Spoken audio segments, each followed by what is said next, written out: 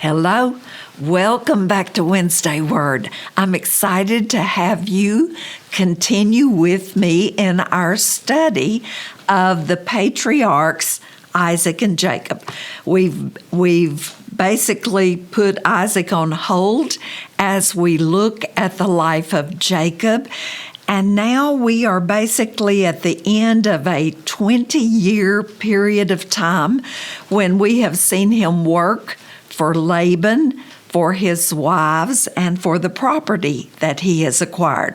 But if you were with me last time, you know that Jacob's cousins and his uncle Laban have somewhat turned on him. Their attitudes toward him have become negative and resentful.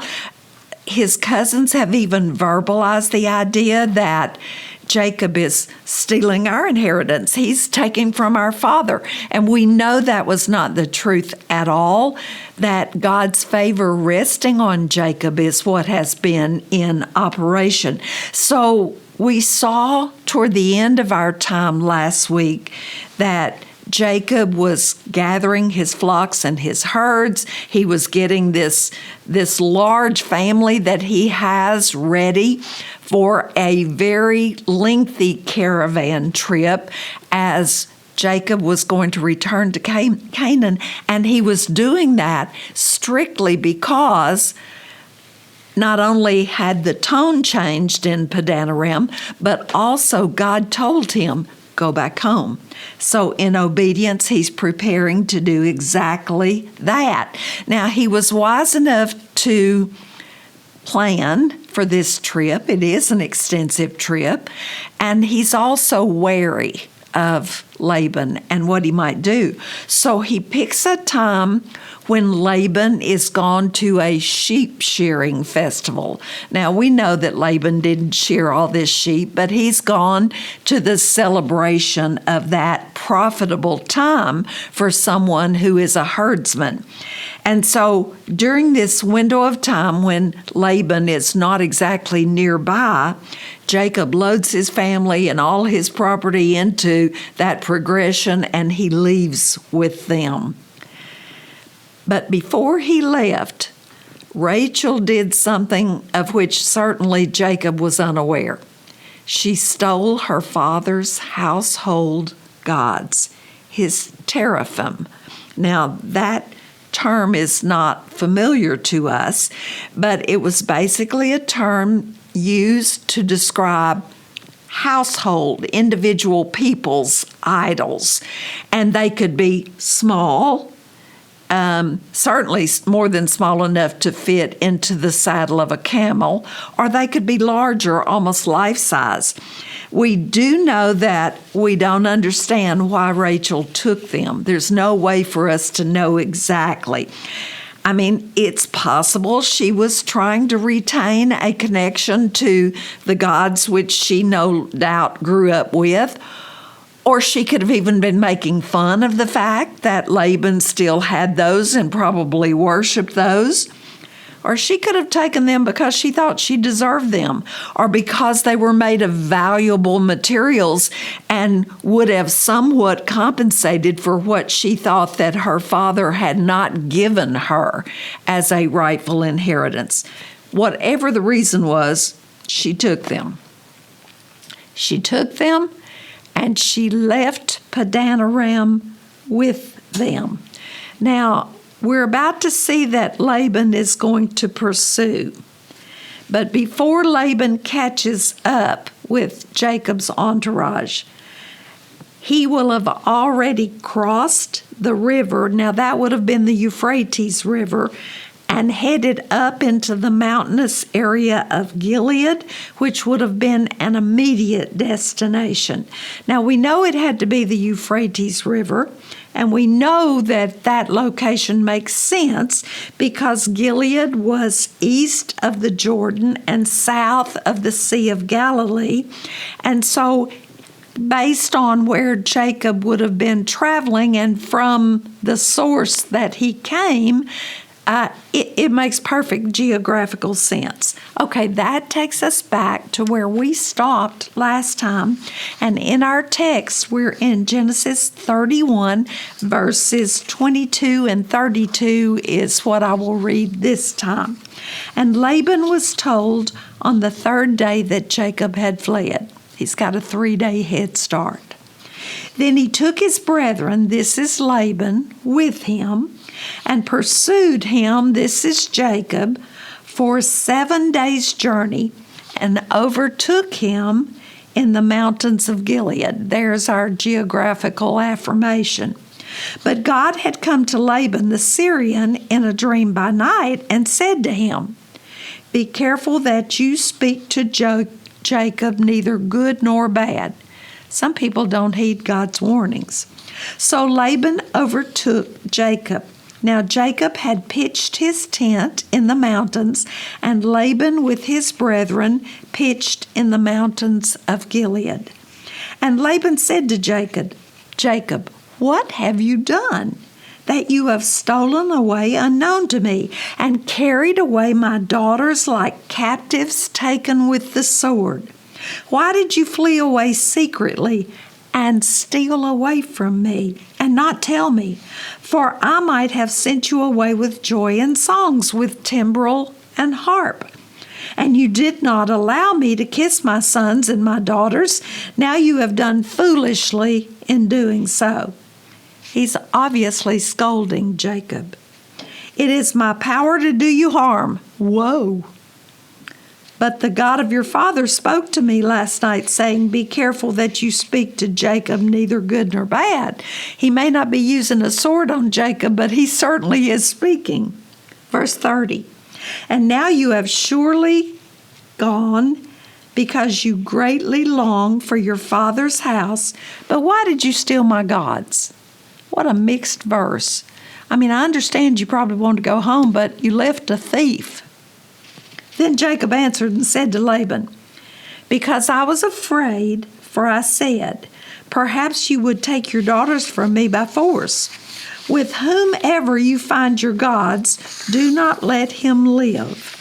In the presence of our brethren, identify what I have of yours and take it with you." For Jacob did not know that Rachel had stolen them. Okay. Even though Jacob had a 3-day head start, Laban can move faster because Jacob has got all these herds and he's got all these children. So when Laban quickly organizes an entourage, no doubt, including cousins and including household servants and I'm sure armed men, he moves quickly enough to overtake Jacob in about a week's time. Now, obviously, they've covered quite a bit of ground in that amount of time, but Laban does indeed catch up to him. And even though he's been the recipient of an unusual message from God, where he was told, "Look, don't be jumping on Jacob. I mean, even if you're commending him or whatever's involved in the process, don't be criticizing him. Don't be aggressive toward him."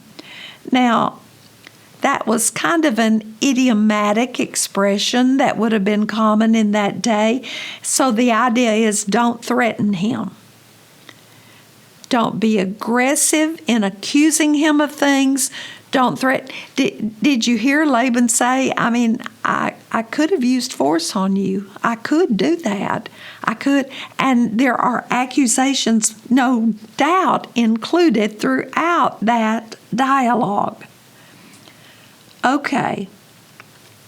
So basically, when this idiomatic expression says don't say anything good or bad, the literary twist of words that's involved here, the literary device that's being used, is basically suggesting everything. Don't go in a confrontational attitude toward him. Leave things alone.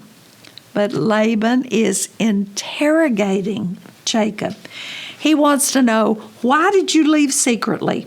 Why did you run away and not tell me what you were doing? Hey, I might have given you a farewell party. Look what you could have had. We could have had this proper goodbye. Now, I remind you that goodbyes in this time frame.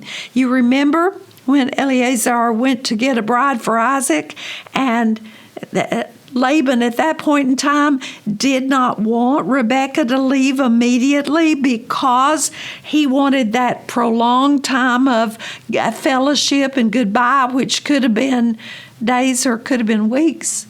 And so there is no telling what Laban meant by that statement. He says, you didn't even let me kiss my daughters. Now, it says sons, but remember the Bible's tendency to not represent familial relationships in the exact and precise way that we do. Of course, he's talking about grandsons, his grandchildren. You didn't let me tell them goodbye properly, and you were secretive and went sneaking away. So he's scolding Jacob for behaving foolishly and without compassion toward Laban. So, okay, he's ignoring what God said. I suppose what little restraint he used is because of the warning. And did you notice he referred to God as the God of your father? He didn't say my God. He said the God of your father. So Laban then moves from, you took away my family members without allowing me to have a proper kind of goodbye. He moves from that to what I believe is his most important peeve, his biggest beef, if you want to use colloquial terms. He wants to know why Jacob had the audacity to steal his household gods. Now, the verse in which Jacob answers all of Laban's questions sets up a rather confusing presentation to us, because he skips all the stuff that Laban has complained about in between and basically answers Laban's questions. We find that in verses 31 and 32. Then Jacob answered. So he's doing Laban asked some questions in the middle of his tirade, and so Jacob goes specifically to those couple of questions. Then Jacob answered and said to Laban, because I was afraid. For I said, perhaps you would take your daughters from me by force. So that answers, why did you leave without telling me? Why didn't you let me give them a proper goodbye? In a concise form, he says, look, I did not have a clue what you might actually do, so I thought it was wiser to take my family and leave without telling you. Okay. Then verse 32 answers the second issue. With whomever you find your gods, do not let him live.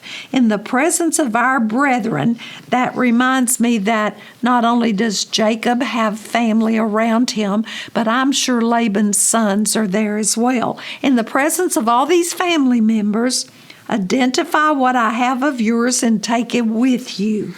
For Jacob did not know that Rachel had stolen them. Do not let that, by the way, masculine gender. Don't let him live. If you find someone that's got your idols, you take your idols back. They belong to you. And whoever has them will die. Jacob would have been mortified if he had known that Rachel was the thief. So in a condensed form, he responds to Laban's lengthy, I won't say attacked, but I will say questioning process. Even that phrase, you took my daughters and my grandchildren away like they were captives, like this was a war and you had raided my tents and you stole away my family.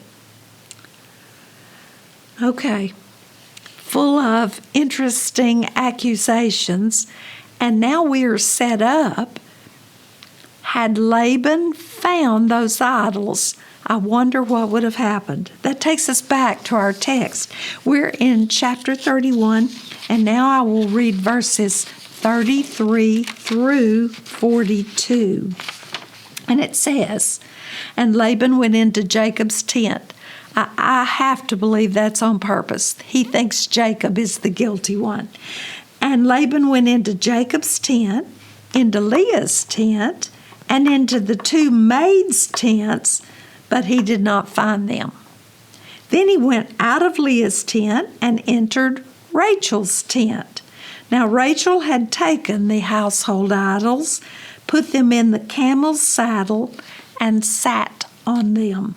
And Laban searched all about the tent, but did not find them. And she said to her father, 'Let it not displease my lord, that I cannot rise before you, for the manner of women is with me.' And he searched, but did not find the household idols. Then Jacob was angry and rebuked Laban. And Jacob answered and said to Laban, 'What is my trespass? What is my sin that you have so hotly pursued me? Although you have searched all my things, what part of your household things have you found? Set it here before my brethren and your brethren, that they may judge between us both. These 20 years I have been with you. Your ewes and your female goats have not miscarried their young, and I have not eaten the rams of your flock. That which was torn by beasts I did not bring to you. I bore the loss of it. You required it from my hand, whether stolen by day or stolen by night. There I was in the day of the drought that consumed me, and the frost by night, and my sleep departed from my eyes. Thus I have been in your house 20 years. I served you 14 years for your 2 daughters, and 6 years for your flock, and you have changed my wages 10 times. Unless the God of my father, the God of Abraham, and the fear of Isaac had been with me, surely now you would have sent me away empty-handed. God has seen my affliction and the labor of my hands, and rebuked you last night." Now, okay, remember that Laban asked, "Why did you steal my household gods?" Jacob's response, we know. If you find someone with your gods, you take them, that person is killed. Now, okay, Laban is going to search for the gods. He starts with Jacob's tent. I know at this point Jacob is furious. He is angry. Of course, again, he doesn't know what Rachel's done. Did you notice the description? Laban went from Jacob's tent straight to Leah's. Now, my mind makes me wonder if that was the order the tents were pitched, or if he thought Leah more likely to be deceitful and a thief than Rachel. Remember, Leah was his co-conspirator in the wedding fiasco. So he goes Jacob, Leah, 2 maidservants, and then it suggests that Rachel. But in the second part of verse 33, that's not how it sounds. Let me reread that for you. And it says, this is verse 32, "And Laban went into Jacob's tent, into Leah's tent, and into the 2 maids' tents, but he did not find them. Then he went out of Leah's tent and entered Rachel's." So he skipped over the maidservants. Did he go straight from Leah to Rachel's? It's not what the first part of the verse sounds like. Are those two specifically mentioned because they were his daughters and the primary wives? I'm not sure. I don't know what I think about the difference in the wording there. We know that Scripture doesn't conflict, so I'm guessing that there is maybe the omission of the maidservants because they were secondary, or I'm not sure, but that may likely be true. I think that there may really not be any intention of establishing a firm order in which the search took place, but rather that all of the tents were searched. I do believe Rachel's was last. That I do believe is firmly set in stone. So, okay, Laban is looking all around Rachel's tent, in the corners, under things, if there's bedding spread out. Remember, they didn't have beds, so it would have been spread on the ground. He's looking under the coverings, and he's looking by the piles of possessions, and he's moving things. But Rachel is sitting on a camel's saddle.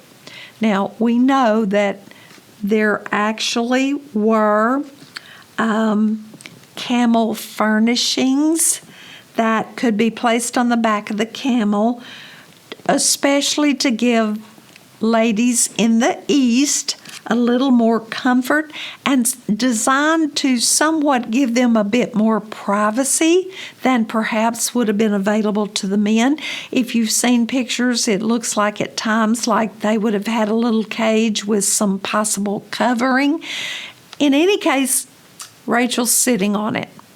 Now, it makes sense in context and thinking about the culture that Rachel would have been expected to rise as a show of respect in her father's presence, in deference to his position as her father. She didn't get up. And she basically asked her father not to be angry with her. Now, we know she had an ulterior motive. Laban didn't know that. She had stolen the household goods. They were in the camel saddle that was underneath her.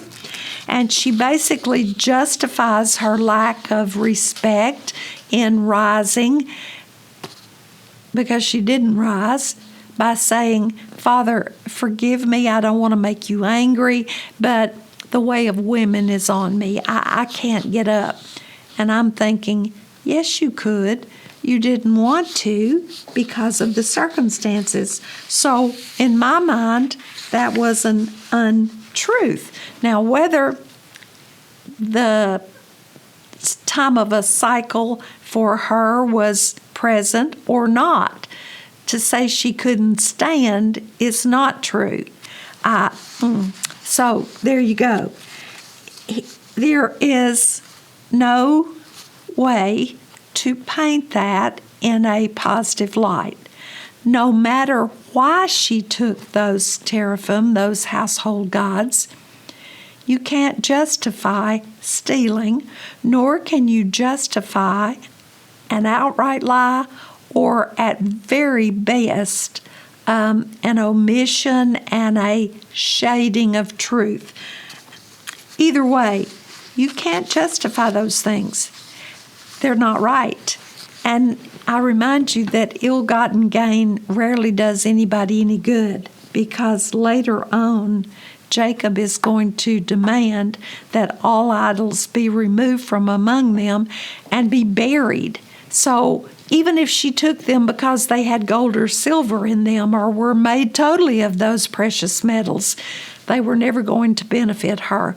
Be sure your sins will not bring you profit. Not the kind of way that you would think, anyway. Okay, so now we have Jacob angry. He's angry. And I understand why he would be.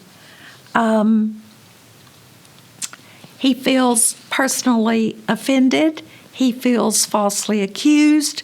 by a man who's already been deceitful and taken advantage of him for 20 years, that would be a lot. Now, I told you in the past that Jacob actually conducts himself with more honor in these negative situations than Esau does, basically somewhat indicating that he is growing beyond the man who was the deceiver. So, okay, that puts us in an interesting situation. Jacob is like, okay, what on earth did I ever do to you to cause you to suspect me of being a thief? I mean, my goodness, I served you for 20 years. I suffered loss that I should not have suffered.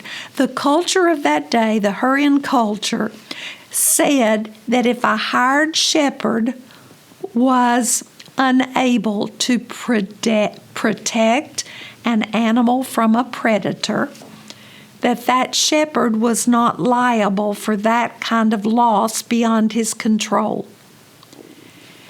But we see clearly here that Jacob was expected to suffer the loss himself, not Laban. He describes negative circumstances that he tolerated and endured. He said, sleepless nights, bad weather, whatever it was, I served you faithfully.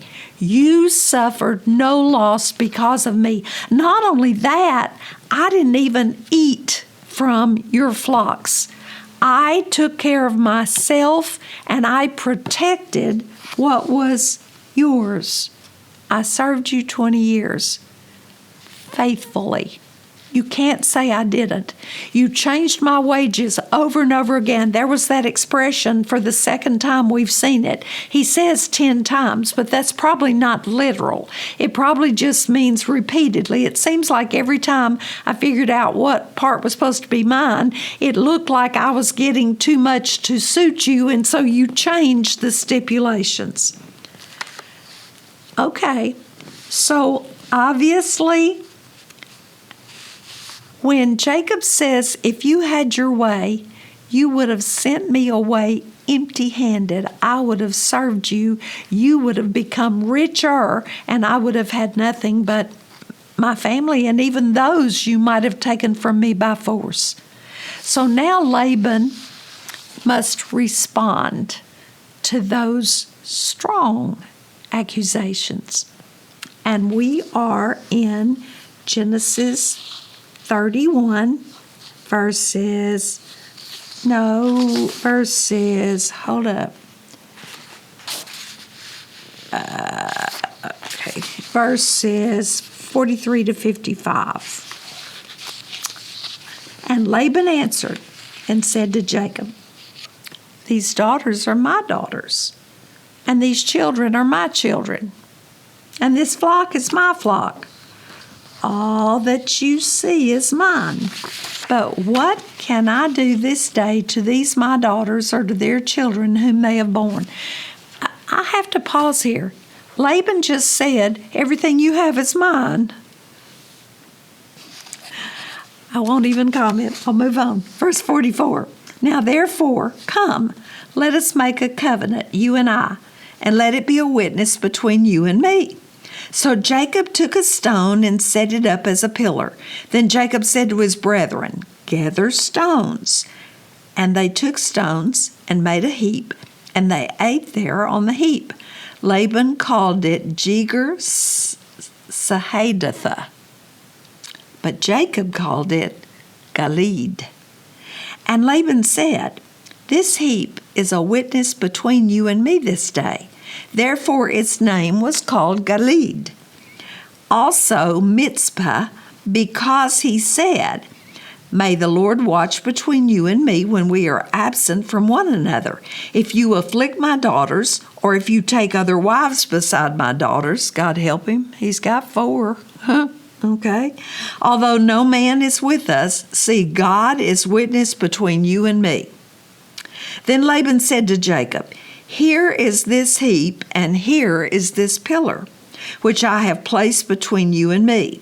This heap is a witness, and this pillar is a witness, that I will not pass beyond this heap to you, and you will not pass beyond this heap and this pillar to me for harm.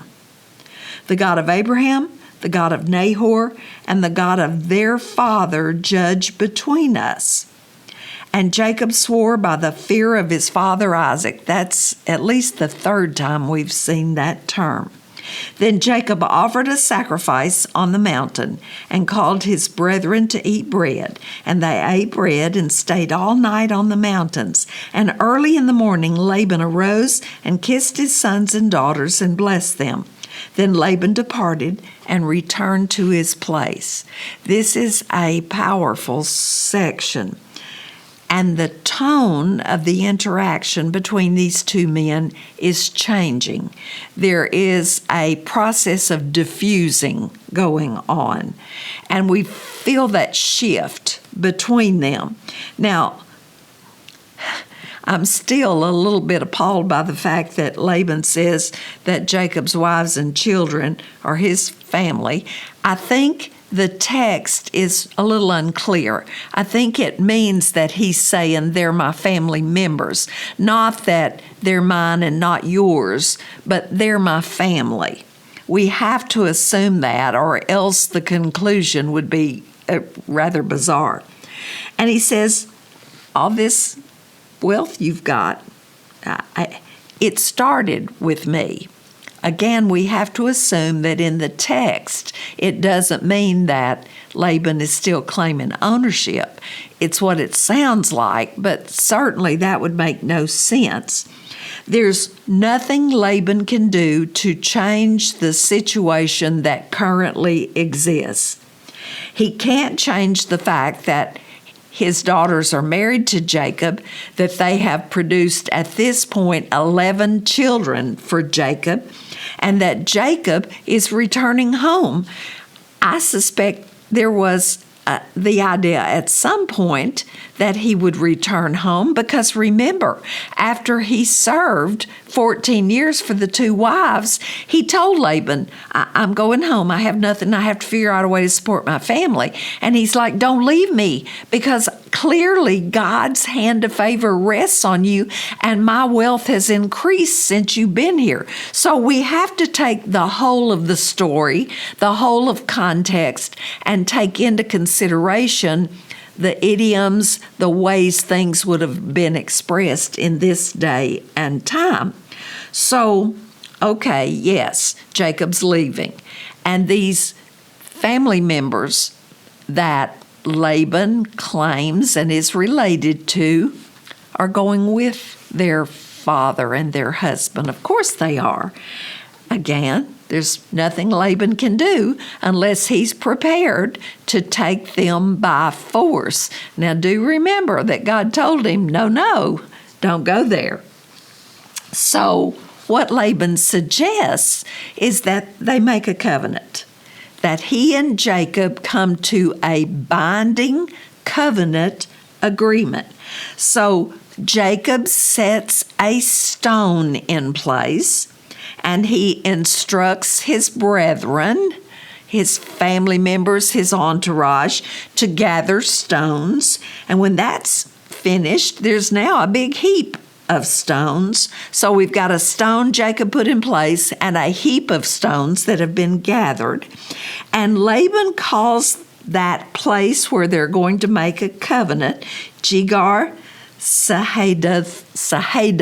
I'll get it out. And that's an Aramaic phrase meaning heap of testimony. Well, that makes sense. We've got a stone and a heap of stones.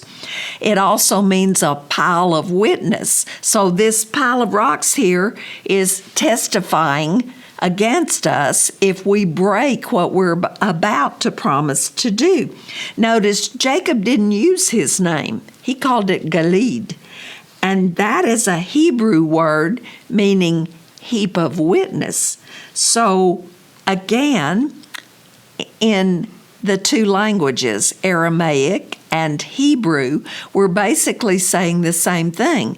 This rock this heap of stones will testify against us if we break our word. Now, what they had done is they had created what is known as a Mizpah, or a lookout point.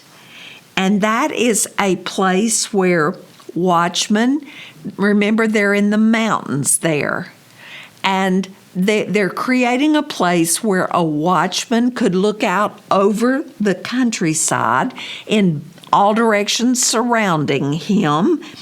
And so that's where we get this idea of calling this place Gilead and also Mizpah. And that's a Hebrew word that comes from a root meaning watchtower or lookout. So this place will testify against us, and you can see in all directions around us, we're going to be held accountable for what we're doing. I wonder what would happen if every word that comes out of our mouths for a group of people, if we were held accountable to that degree. We might be more careful what we say, huh? So the phrase that attaches itself to these actions is, "May the Lord watch between me and thee." And that's actually an expression that is associated with covenants and with the location where those covenants are made. And you will still see that expression in Hebrew writings. So by erecting this heap of stones, the intention is that these two men are inviting God. They're inviting Jehovah to be on lookout to ensure that these two men, who might not otherwise be too trustworthy where the other partner is concerned, to make sure that they keep their promises and that they heed what they have said that they will do. That neither one, okay, Jacob is going the direction toward his home in Canaan, and Laban is going to return to Padan Aram, and that whichever of those two directions, God would be able to ensure that these two men kept their promise not to pass this place of covenant with ill intent toward the other. Wow. Verses 53 through 55 deserve a second look. And I quote, "The God of Abraham, the God of Nahor, and the God of their father judge between us. And Jacob swore by the fear of his father Isaac." And that word fear in almost all versions is capitalized. So he's swearing by the God of his father. Then Jacob offered a sacrifice on the mountain and called his brethren to eat bread. And they ate bread and stayed all night on the mountain. And early in the morning, Laban arose and kissed his sons and daughters and blessed them. And then Laban departed and returned to his place. Now, God has been designated as the judge between them. He's been acknowledged by titles that are familiar to us: the God of Abraham, the God of Nahor. By the way, Nahor, if you recall, was the father of Bethuel and the grandfather of Laban and Rebekah. And then it said the God of their father. That would have been a reference to Terah. Now, when Jacob swears this covenant oath, he uses that uncommon name for God again, the fear of Isaac. Now, I've talked about that before, and I've noted that it really stands out to me, so I won't belabor that. But it's definitely a title of reverence, not a title of debilitating fear. That's not what's intended. I remind you that Isaiah 8:13 says, "The Lord of hosts, him you shall hallow. Let him be your fear." Notice, hallow him. Know that he's holy. Show reverence to him. Let him be your fear and let him be your dread. I hate to say that to a large degree, our culture has lost a holy, reverential awe and respect for God and for who He is. Did you notice that Jacob offers a sacrifice on the mountain? And that helps us understand to some degree why the heap of stones is strategically placed there for a lookout. And did you notice also that he ate a meal with Laban and all of this entourage? I remind you from our previous discussions that serving a meal was very typical in conjunction with making a covenant. So now Jacob is bound by the stipulations that have been shared between these two guys. Not only will they not pass this lookout place, these stones, with ill intent toward the other, but Jacob is bound by the promise to treat Laban's daughters with kindness. And did you notice that Laban also said, and don't take any more wives? And I made a kind of a flippant comment after that. He's got 2 primary wives, and he also took their handmaids. So either way you look at it, that's 4 women and their children to deal with. That's 3 more than God intended for a man. So both are committed to the promises that have been made. And so now we see that they have created a binding covenant. You know, it's sad because at this point, Jacob should realize that he has yet again failed to trust God to work everything out. And when things get tough, his tendency is to sneak away. It obviously is time for some spiritual maturation so that this man continues to move toward becoming the man that God intends him to be, as he is the one to carry on the legacy and the promises made to Abraham. Now, he's made progress, but he's definitely not totally there yet. All right, back to our text. Now we're in chapter 32, and I will read the first 12 verses of chapter 32. So Jacob went on his way, and the angels of God met him. Wow, awesome. When Jacob saw them, he said, "This is God's camp." And he called the name of that place Mahanaim. Then Jacob sent messengers before him to Esau his brother in the land of Seir, the country of Edom. We know Edomites, that rings a bell. And he commanded them, saying, "Speak thus to my lord Esau. Thus your servant Jacob says, I have dwelt with Laban and stayed there until now. I have oxen, donkeys, flocks, and male and female servants, and I have sent to tell my lord that I may find favor in your sight." Then the messengers returned to Jacob. We're not told of their initial interaction with Esau, but the messengers come back, saying, "We came to your brother Esau, and he also is coming to meet you, and 400 men are with him." That statement must have struck fear in Jacob's heart. So Jacob was greatly afraid and distressed, and he divided the people that were with him, and the flocks and the herds and camels into 2 companies. And he said, "If Esau comes to the one company and attacks it, then the other company which is left will escape." Then Jacob said, "O God of my father Abraham and God of my father Isaac, the Lord who said to me, 'Return to your country and to your family, and I will deal well with you.'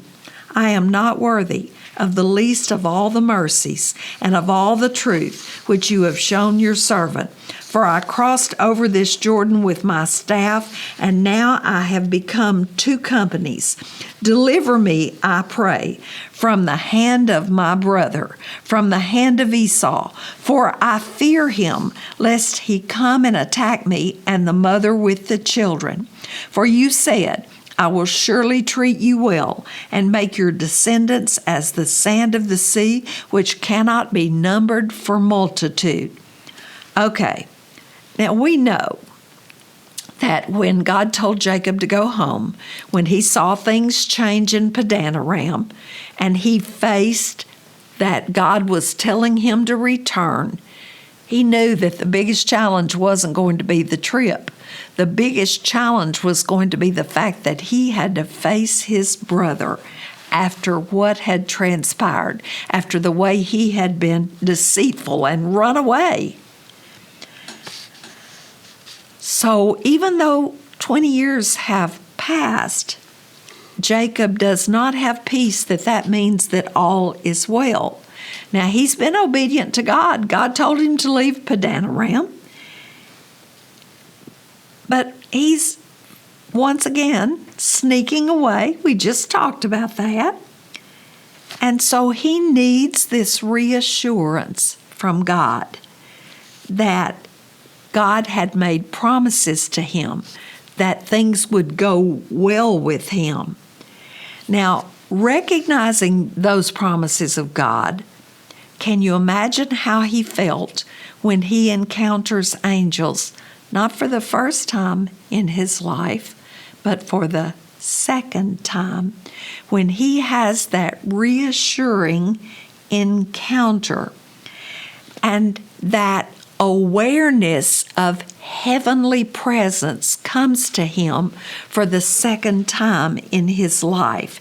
He knows that God's at work, that his presence and his reassurance are in progress in his life. And so he calls that encounter a place that was God's camp. And he names the place Mahanaim. Now, that means double camps, two camps, or two hosts in the original language. So what Jacob is saying is, I'm camped here, the people who are with me and my flocks are here, but God and his host are here as well. It's a dual camp, an incredible experience of affirmation and reassurance in my life. He might have even been suggesting that God's angels were surrounding his camp, making a second layer of encampment. It doesn't matter whether he meant side-by-side camps or a surrounding camp. I like the image of the surrounding camp because that's so much like our God and reminds us of Elisha's request to God that his servants' eyes be open so that they could see on the rim surrounding the city the host prepared to fight for them. That image should bless all of us even today, because if my God could do that in times of the Old Testament, in times of the patriarch, he could still do that today. If Jacob experienced it, so can we. So Jacob is acknowledging divine presence, the activity of the angels, and that those two concepts combined and married suggested two camps, hence the name that was given to that place. And the suggestion is that it had become a place of security and peace for Jacob. Now, I encourage you to go back and read 2 Kings 6, 15 to 17. I won't take time to do that. But again, those two incidents remind me of each other. So, okay, Jacob has got to deal with Esau and with the unresolved past that exists between these two brothers. And so the next thing he does is send messengers to Esau. He's not going to sneak up on Esau. It's not like an entourage the size of his could sneak into the land and nobody know. But even so, he's going to approach Esau, I believe, with the logic of giving Esau some time for his anger to wane or be diffused before Jacob arrives. So he sends these messengers with instructions to tell Esau, look, I've been with Laban this entire 20 years, and in that period of time, I've acquired a lot of wealth. I've got a lot of stuff, and look, I want to let you know that I'm coming and that It's my desire to find favor in your sight. Now, the messenger's return, we do not know how long that took. Not too long, I wouldn't think, because he's not that far away at this point. And the messengers say, look, we told him everything you told us to. And we were respectful the way you told us to be. Notice, Jacob is calling Esau my Lord. He's showing deference and respect the way you would to a person who had authority over you. And he said, and the servants say, the messengers say, we told him, and by the way, he's on his way, and there are 400 men riding with him or coming with him. I made the comment while I was reading that text that had to strike fear in Jacob's heart. That's not a comforting thought. At this point, he has no idea what Esau's motives are. Now, we know that Jacob's fear and what he's perceiving is not what's going to happen, but Jacob does not know that at this time. So he begins a 3-part approach or tactic, if you will, to dealing with Esau and trying to ensure that as many of his family members as possible will survive. So he divides his company into 2 parts. Now, my mind is very assured that Rachel's company does not include as many as Leah's company, because I know good and well he divided some things by the attachments to his wives, because he knows that Esau may likely be angry. And I'm going to say that he was not probably fair in the way he makes this division, and we're going to see that that's totally true later as he takes another step. So, okay, he's divided them into 2 companies. And then the first thing he does that's an actual tactic, I hate to use that word, but it is a part of his plan. He goes to God in prayer. And he's very humble. He reminds the Lord that he's returning to Canaan because God told him to, that he's following God's instructions, and that God has promised to deal faithfully and well with him. And we can see some change in Jacob. He's so humble and so obviously dependent on God rather than on his own efforts. Listen again to verses 10 through 12. I'm not worthy of the least of all the mercies and of all the truth which you have shown your servant. Hear the tone of that. For I crossed over this Jordan with my staff. I had nothing. And now I have become 2 companies. Deliver me, I pray, from the hand of my brother, from the hand of Esau, for I fear him, lest he come and attack me and the mother with the children, meaning my wives and my children that would logically be close to their biological mother. For you said, I will surely treat you well and make your descendants as the sand of the sea, which cannot be numbered for multitude. So right out of the gate, he says, God, I'm not worthy. I'm not worthy of any mercy or blessing that you have shown me. We have to believe that though he does not verbalize repentance for being deceitful, we have to believe that that's in his mind here. God, I'm not worthy. If this were based on character and conduct, I would lose. I would not be entitled. But you've been merciful, you've been gracious, and then I've had these revelations. You've allowed me to hear from you, to sense your presence, to have encounters with angels, whether by dream or vision or direct encounter, it doesn't matter. He has experienced the divine in some incredible ways. Then he indicates, I went away empty-handed, and I've come back so full. my quiver full of children, my possessions multiplied many times over. And God, those things happened to me because of your favor. And so now I'm counting on your promises. You've said you were going to make my descendants as numerous as the granules of sand on the seashore.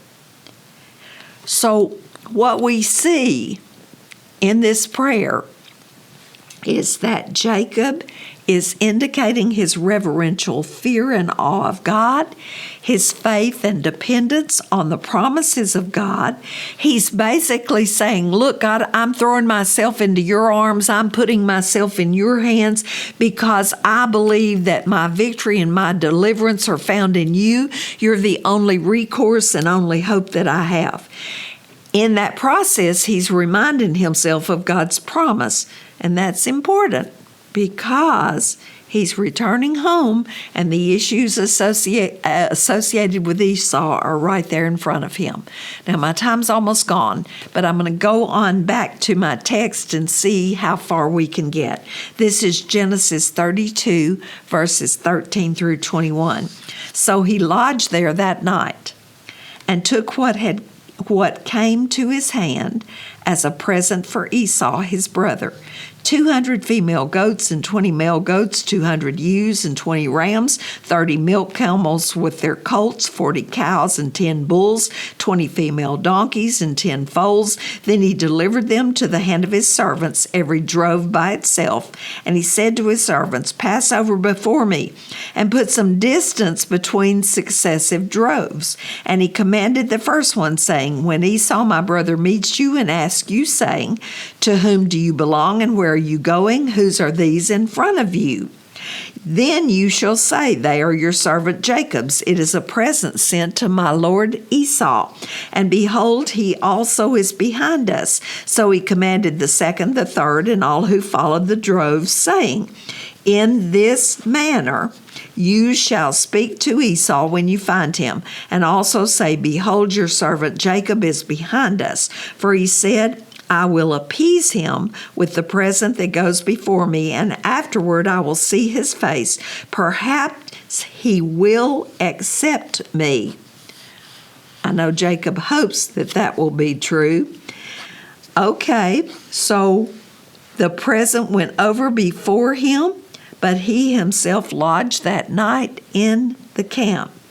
So this is part 2 of his plan to appease Esau. He prayed first. That's a good place to start. We need to learn that lesson.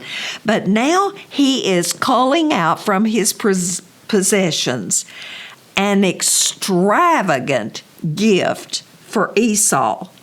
I mean, okay, what kind of gift? Well, he's pulling from his flocks and herds some of those animals, at least 580 animals.